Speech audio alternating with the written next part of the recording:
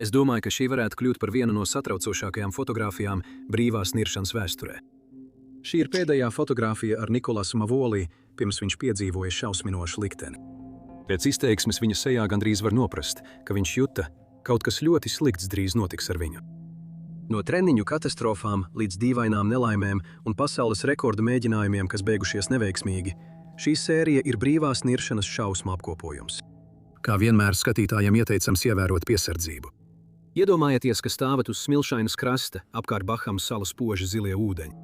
Gaiss ir silts, un ūdens pie jūsu kājām ir mierīgs un dzidrs. Šāda aina bija 2013. gada 17. novembrī, kad Nikolas Mavoli, 32 gadus vecs vīrietis no Bruklinas, Ņujorkas, gatavojās savam pēdējam brīvās niršanas mēģinājumam. Viņš bija ieradies šeit uz Vertical Blue sacensībām, prestižu notikumu brīvās niršanas pasaulē, un viņa mērķis tajā dienā bija uzstādīt vēl vienu ASV rekordu. Brīvā niršana ir sports, kas pārbauda cilvēka ķermeņa spēju robežas zem ūdens. Atšķirībā no niršanas ar akvalangu, brīvie nirēji neizmanto skābekļa balonus. Viņi ievelk vienu dziļu elpu un tad nirst tik dziļi okeānā, cik vien spēj. Tas ir bīstams sporta veids, un tev ir jāzina savas robežas. Bet daži nirēji vēlas šīs robežas pastāvīgi pārspēt. Un Nikolas bija viens no šiem nirējiem. Dīna zilā bedre, kur notika sacensības, ir dziļākā zināmā zemūdens iegrima pasaulē. Tā sniedzas vairāk nekā 202 metru dziļumā. Iedomājies, ka stāvi pie dziļas tumšas akas malas, pasaulē trešās dziļākās zilās bedres, zinot, ka tiklīdz ienirsi, būsi pilnībā ieskauts ūdenī. Tikai ūdens bez skābekļa vai jebkāda niršanas aprīkojuma, izņemot masku, pleznas un hidrotērpu. Brīvā niršana ir sports, kur viss notiek klusumā. Nav šļakatu, nav motoru, tikai tava sirdspukstu skaņa un dziļā ūdens spiediens visapkārt. Tas ir elpu aizraujoši, bet arī ārkārtīgi bīstami, un Nikolas tūlīt dosies tā dziļumos. 12:25 pēcpusdienā Nikolas peldēja uz muguras, garīgi gatavojoties. Viņa elpošana bija lēna un vienmērīga, kamēr viņš koncentrējās uz to, lai piepildītu plaušas ar pēc iespējas vairāk gaisa. Viņš gatavojās mēģināt nirienu, ko sauc par pastāvīgo svaru bez pleznām. Tas nozīmēja, ka viņš nevarēja izmantot nekādu aprīkojumu, lai palīdzētu sev peldēt lejup vai augšup, tikai savu pašu spēku. Viņš bija iecerējis sasniegt 236 pēdu dziļumu ar vienu elpas vilcienu. Kad drošības nirēji bija savās vietās, Nikolas apgriezās un sāka savu nirienu. Viņš kustējās glūdi cauri ūdenim, viņa ķermenis šķēla zilo kā bulta. Pārējie sportisti un novērotāji satraukti vēroja no virsmas. Viņi sekoja Nikolasa gaitām ar sonāru, kamēr viņš nira dziļumā. Viss šķita kārtībā, līdz viņš sasniedz apmēram 223 pēdas dziļumu. Tieši tad kaut kas mainījās. Nikolas uz mirkli vilcinājās un izskatījās, ka viņš grasās griezties atpakaļ. Tajā acu mirklī viņš izdarīja izvēli. Tā vietā, lai peldētu atpakaļ uz virsmu, viņš turpināja doties lejup, apņēmības pilns sasniegt savu mērķi. Vērojot no augšas, daži viņa līdzbiedri nirēji jutās nemierīgi. Maiks Bords, vēl viens sacensību dalībnieks, vēlāk teica: "Nirt tik lielā dziļumā bez pleznām ir grūti. Es zināju, ka viņam būs grūti tikt atpakaļ augšā." Beidzot, pēc gandrīz 4 minūtēm zem ūdens, Nikolas iznira.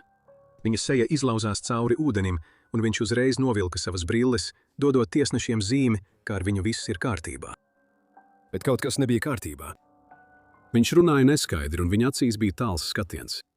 Tad bez brīdinājuma Nikolas zaudēja samaņu un atkal iegrima ūdenī. Drošības komanda nekavējoties rīkojās, izvelkot viņu ārā un uzvelkot uz tuvējās platformas. Viņa ātri strādāja, lai viņu atdzīvinātu, veicot kardiopulmonālo reanimāciju un citus neatliekamos pasākumus. Uz dažiem mirkļiem viņa pulss atgriezās, bet tad atkal pazuda. Pēc aptuveni 90 minūtēm kļuva skaidrs, ka viņu nevar izglābt. Nikolas Mavoli tika pasludināts par mirušu. Tas bija sirdi plosošs brīdis visiem sacensībās klātesošajiem. Nikolas Mavoli bija kļuvis par ļoti iemīļotu personību brīvās niršanas kopienā. Viņš bija salīdzinoši jauns šajā sporta veidā, taču jau bija atstājis milzīgu iespaidu, pārspējot rekordus un paplašinot robežas. Tikai dažus mēnešus iepriekš, maijā, viņš kļuva par pirmo amerikāni, kurš nir vairāk nekā 330 pēdu dziļumā bez jebkādas palīdzības. Šī niršana bija milzīgs sasniegums. Daži teiktu, ka tikai 2 dienas pirms liktenīgās niršanas Nikolas saņēma satraucošu brīdinājumu. Viņš bija mēģinājis nirt 314 pēdu dziļumā, izmantojot citu metodi, ko sauc par brīvo iegremdēšanos, kurā tu ar virvi pats sevi pavelc lejup un atpakaļ augšup. Bet viņam neizdevās sasniegt savu mērķi. Kad viņš iznira, viņam mutē bija asinis, kas liecina par tā saukto plaušu saspiedumu. Tas notiek, kad spiediens dziļumā liek plaušu kapilāriem pārsprāgt. Lai gan ārsti viņam atļāva turpināt sacensties, šis notikums varēja viņu ietekmēt zemapziņas līmenī. Nikolasa nāve bija šoks visai brīvās niršanas pasaulē. Tā bija pirmā reize, kad kāds gāja bojā starptautisku sacensību laikā, un lai gan šis sporta veids pēc būtības ir bīstams, tas joprojām bija traģisks atgādinājums par to, cik ātri viss var noiet greizi. Un Nikolas nebija vienīgais brīvais nirējs, kura dzīve beidzās okeāna dzīlēs. Mazāk nekā gadu iepriekš cita nirēja, Audrija Mestre, zaudēja dzīvību, mēģinot uzstādīt rekordu pie Dominikānas Republikas krastiem. Viņas stāsts ir tikpat sirdi plosošs. Audrija jau bija pieredzējusi nirēja. Viņa jau iepriekš bija uzstādījusi rekordus, un treniņā, agrāk tajā nedēļā, viņa sasniedza 558 pēdu dziļumu, kas ir dziļāk nekā vairums cilvēku jebkad nokļūs. Audrijai bija tikai 28 gadi, kad viņa gatavojās mēģināt uzstādīt pasaules rekordu vienā no ekstrēmākajiem sporta veidiem. Viņas mērķis bija nolaisties līdz 561 pēdas dziļumam ar vienu elpas vilcienu. Bez akvalanga, bez skābekļa padeves, tikai tīrs cilvēka gribas spēks un dziļa saikne ar okeānu. 2002. gada 12. oktobrī Audrija Mestre stāvēja uz laivas klāja pie Dominikānas Republikas krastiem. Okeāns viņas priekšā stiepās bezgalīgi tālu, virspusē mierīgs, bet zem tā slēpa neticamus dziļumus, kurus viņa grasījās izpētīt. Viņa nemēģināja tikai uzstādīt personīgo rekordu. Viņa vēlējās pārspēt pasaules rekordu, kas piederēja viņas vīram Francesco Pipinam Ferrerasam. Pipins sasniedza 531 pēdu dziļumu. Audrija un Pipins gadiem ilgi bija trenējušies kopā, un viņus vienoja īpaša saikne, ko radīja viņa mīlestība pret jūru. Brīvā niršana nav tāda kā citi sporta veidi. Nav vietas kļūdām. Jo dziļāk nirsti, jo spiediens strauji palielinās, saspiežot plaušas un palēninot sirdsdarbību. Dziļumā, uz kuru tiecās Audrija, spiediens būtu apmēram 18 reizes lielāks nekā virspusē. Lielākā daļa cilvēku to nespētu izturēt. Bet Audrijai tas bija izaicinājums, kuram viņa bija gatava stāties pretī. Tajā sestdienā viss šķita sagatavots. 13 drošības nirēji izvietojās dažādos dziļumos, lai uzraudzītu Audrijas niršanu un palīdzētu, ja tas būtu nepieciešams. Viņa plānoja izmantot atsvara ragavas, kas piestiprināts pie troses, lai ātri nolaistos līdz mērķa dziļumam. Kad viņa sasniegtu dziļumu, viņa piepūstu balonu, lai dažu minūšu laikā atgrieztos atpakaļ virspusē. Niršana bija paredzēta mazāk nekā 4 minūtes, taču viss nenotika kā plānots. Audrija dziļi ieelpoja, piepildot plaušas un satvēra ragavas. Viņa ātri nira lejup, pasaule virs viņas pazuda, ūdenim kļūstot tumšākam un augstākam. Kad viņa sasniedza 561 pēdu dziļumu, tomēr kaut kas nogāja greizi. Viņas balons neuzpūtās pareizi, un viņa necēlās atpakaļ augšā. Tas, kam bija jābūt ātram nirienam, pārvērtās 9 minūšu cīņā. Drošības nirēji saprata, ka kaut kas nav kārtībā, un steidzās palīgā, bet bija jau par vēlu. Viņas vīrs Pipins nira lejā, lai viņu glābtu. Viņš izvilka viņu līdz pašai virsmai, bet, kad viņa sasniedza augšu, Audrija jau bija bezsamaņā. Neskatoties uz tūlītējiem mēģinājumiem viņu atdzīvināt, tostarp veicot mākslīgo elpināšanu, Audrija vairs neatguva samaņu. Pasaule tikko bija zaudējusi vienu no savām spožākajām zvaigznēm brīvajā niršanā. Ziņas par Audrijas nāvi satricināja nirēju kopienu līdz pašiem pamatiem. Daudzi cilvēki jautāja, kas nogāja greizi. Sākotnējā autopsija noteica, ka viņa bija noslīkusi, taču pilnīga informācija par notikušo nāca gaismā tikai pēc vairākām nedēļām. Radās jautājumi par to, vai drošības procedūras tika ievērotas pareizi. Daži uzskatīja, ka ūdenī nebija pietiekami daudz drošības nirēju, lai varētu ātri reaģēt. Citi norādīja, ka uz laivas nebija uzreiz pieejama medicīniskā palīdzība, kas aizkavēja pienācīgu ārstēšanu. Audrijas nāve izraisīja diskusijas par bezierobežojumu niršanas nākotni. Šī disciplīna, kurā nirēji izmanto ragavas, lai ātri nolaistos un paceltos, var aizvest viņus līdz ekstrēmiem dziļumiem, kurus cilvēka ķermenis nav radīts izturēt. Sporta kritiķi, piemēram bijušais Itālijas brīvās niršanas čempions Umberto Pellicari, apgalvoja, ka bezierobežojumu niršana ir kļuvusi vairāk par adrenalīna meklējumu nekā īstu prasmju pārbaudi. Riski bija vienkārši pārāk lieli. Šādos dziļumos ķermenis piedzīvo neticamu stresu. Sirdsdarbības ātrums samazinās līdz mazāk nekā 20 sitieniem minūtē, un plaušas tiek saspiestas līdz nelielai daļai no to normālā izmēra. Asinis steidzas prom no ekstremitātēm, aizsargājot dzīvībai svarīgos orgānus. Tur lejā ir sveša pasaule, un ir jāpieliek visi spēki, lai vienkārši izdzīvotu. Rūdijs Kastaņera, brīvās ņiršanas organizācijas prezidents, teica, ka bija skaidrs, kaut kas tāds notiks agrāk vai vēlāk. Dziļumi, kurus nirēji sasniedza, sāka pārbaudīt cilvēka ķermeņa iespēju robežas, un negadījuma iespējamība pieauga. Tāpat kā Odrija, arī cits brīvnirējs, Stīvens Kīnens, sastapsies ar savu cīņu ar dziļumiem. 2017. gadā Stīvens Kīnens bija labi pazīstama personība brīvās niršanas pasaulē. Viņš nebija tikai prasmīgs nirējs, viņš bija arī drošības eksperts. Viņš veltīja savu dzīvi tam, lai palīdzētu citiem pārvarēt dziļās niršanas riskus. Tā gada 22. jūlijā viss šķita ideāli saplānots niršanai zilajā caurumā Dahabā, Ēģiptē.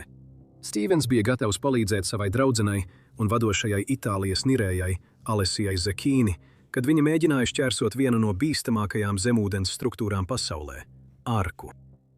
Ja jūs iepriekš neesat dzirdējuši par arku, tā ir dabiska zemūdens tuneļa veida struktūra aptuveni 55 metru dziļumā. Nirēji šķērso šo tuneli no vienas zilā cauruma puses uz otru. Tas ir skaists, bet bīstams, jo tur ir liels dziļums un spēcīgas straumes. Daudzi nirēji tur ir zaudējuši dzīvību, nenovērtējot briesmas. Bet ar Stīvenu Kīnenu kā drošības nirēju Alessija jutās pārliecināta. Viņi bija trenējušies kopā, un Stīvens jau daudzas reizes iepriekš bija šķērsojis arku.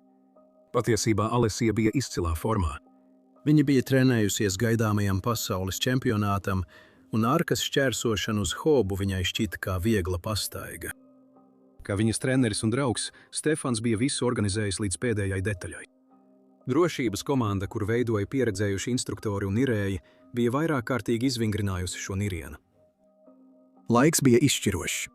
Stīvens bija paredzēts satikt Alessiju arkas izejā un pavadīt viņu atpakaļ uz virsmu.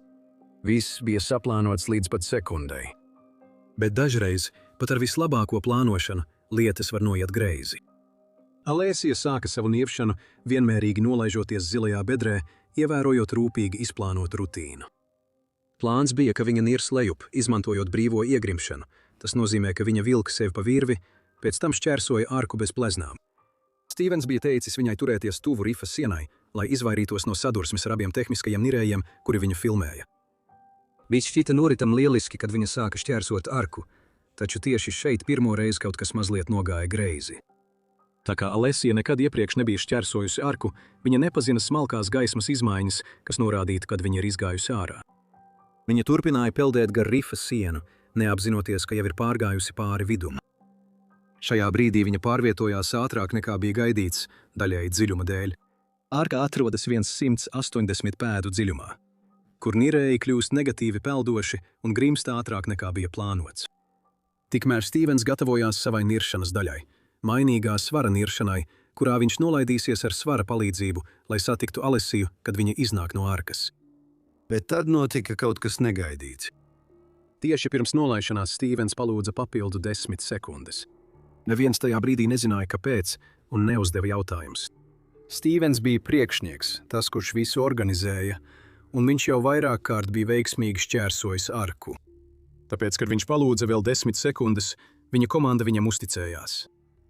Tomēr šī nelielā aizkavēšanās nozīmēja, ka, kad Stīvens sasniedz apakšu, Alessija jau bija izgājusi no arkas un atradās daudz tālāk no virves nekā bija paredzēts.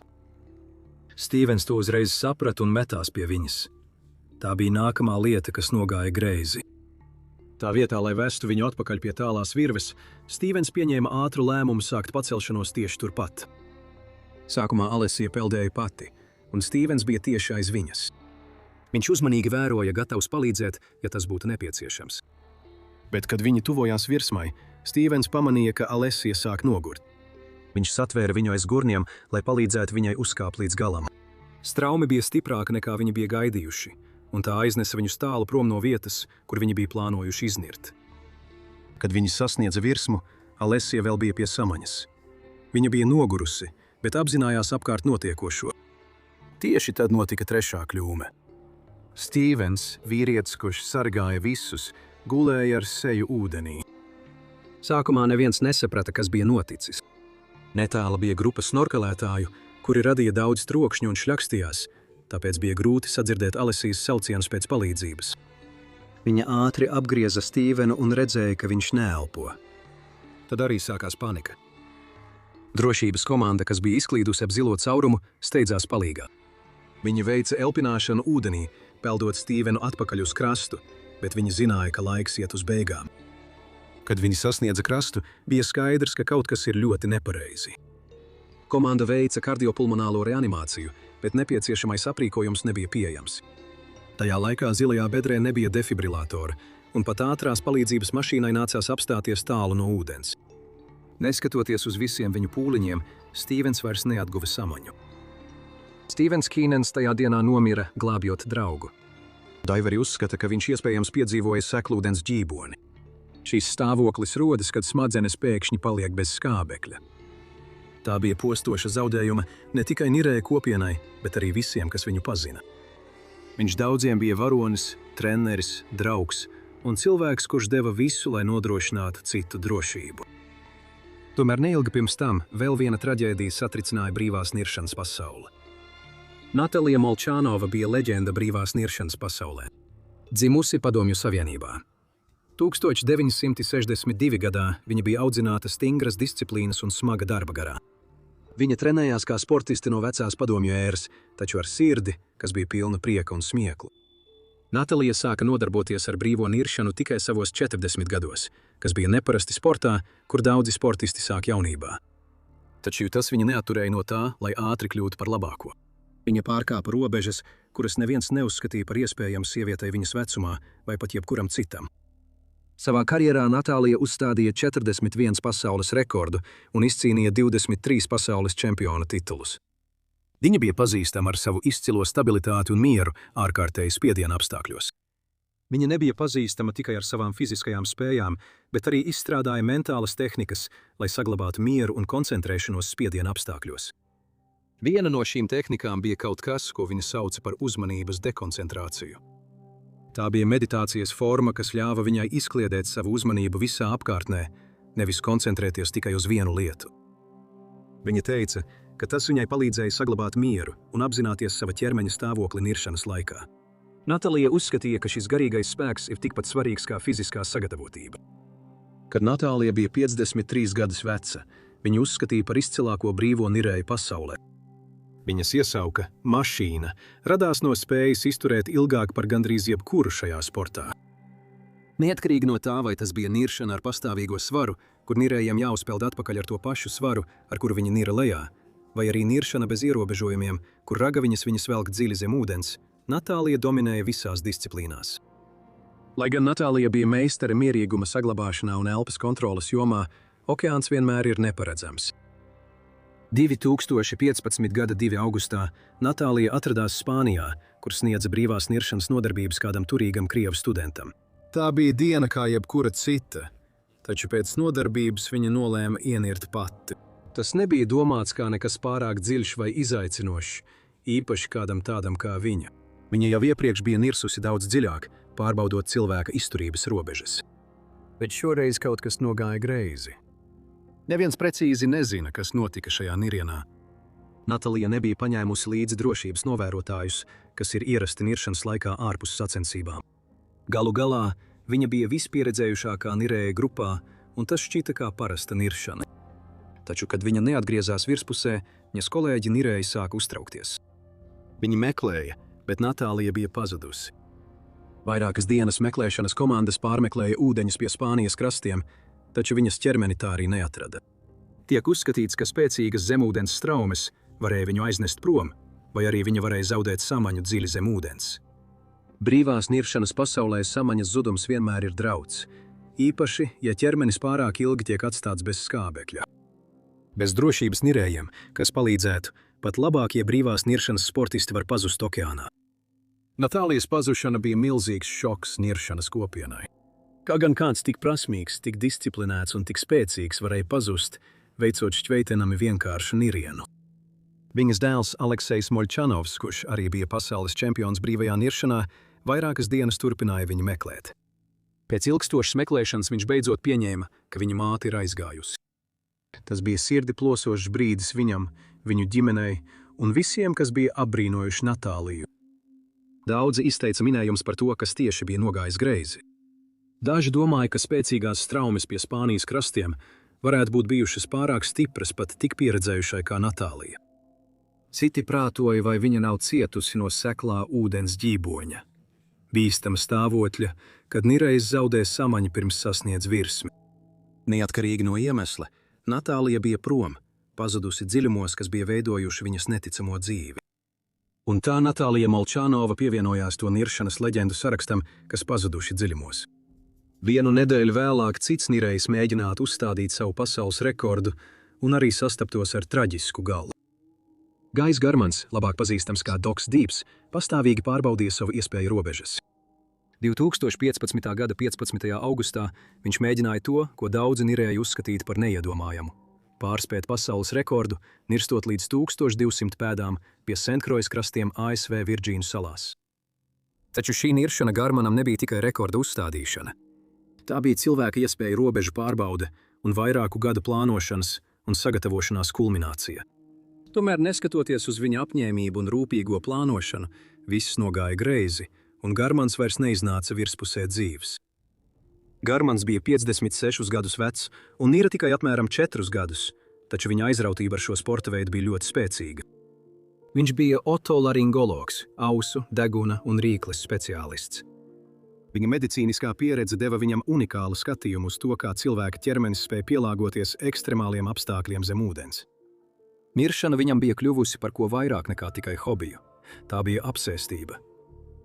Garmans jau iepriekš bija veicis dziļas niršanas, iepriekšējā mēģinājumā sasniedzot 813 pēdu dziļumu. Šoreiz Garmans bija gatavs doties vēl tālāk. Kad Garmans un viņa komanda gatavojās niršanai, viss šķita kārtībā. Viņi bija pavadījuši 2 gadus plānojot, trenējoties un izveidojot atbalsta komandu, kurā bija arī viņa dēls Kips un sieva. Garmana niršana notiktu pēc rūpīgi izstrādāta plāna. Viņš nolaistos līdz aptuveni 656 pēdu dziļumam kopā ar saviem atbalsta nirējiem, tad turpinātu viens pats līdz 1200 pēdu atzīmei. Kad viņš tur nonāktu, viņš paņemtu dziļumu atzīmi, lai pierādītu, ka ir sasniedzis šo vietu, un tad atgrieztos līdz 656 pēdu līmenim, kur viņu sagaidītu komanda, lai kopā pabeigtu pēdējo posmu līdz virsmai. Bet niršana tik lielā dziļumā ir saistīta ar ārkārtējiem riskiem.